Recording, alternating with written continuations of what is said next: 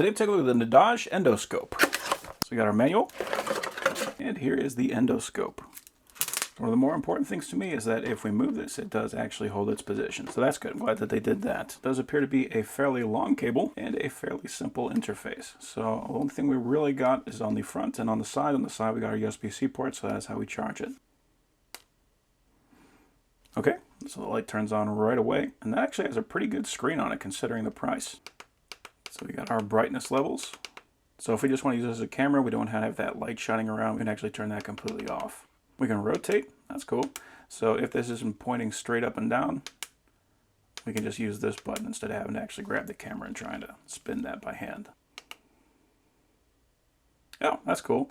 So it does actually have two cameras on it. So we got the top, and we got the side. So that way, if we're sending this thing down a pipe, and we want to inspect the wall of the pipe, we can actually use that. So press and hold, that gives us our menu. You can adjust the resolution, so that by default we're at 1920 by 1080.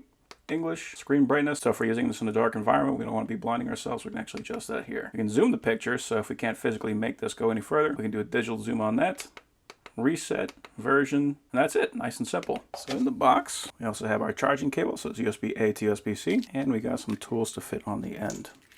So we have a magnet, so if we actually need to fish something out, we can use that. And we also have a hook, so if we're trying to grab onto something that is non-ferrous, this will work for that. And it appears that that is threaded, so we can just unscrew the guard that they got on there and screw the hook on.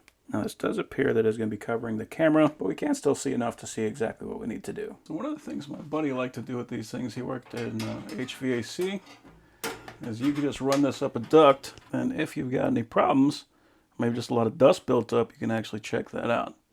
So these are awesome for that. Like trying to fit something else through a grate like this, you're not going to be able to put a cell phone up there. And when it comes to working on a car, we can inspect inside areas.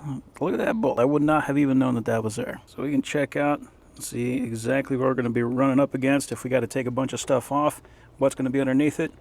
These things can really come in handy. And this doesn't have all the fancy stuff. It doesn't have the, the twisting head or anything like that. But for the price, I'd be hard pressed to find another endoscope that is this impressive. So overall, I am very happy with that.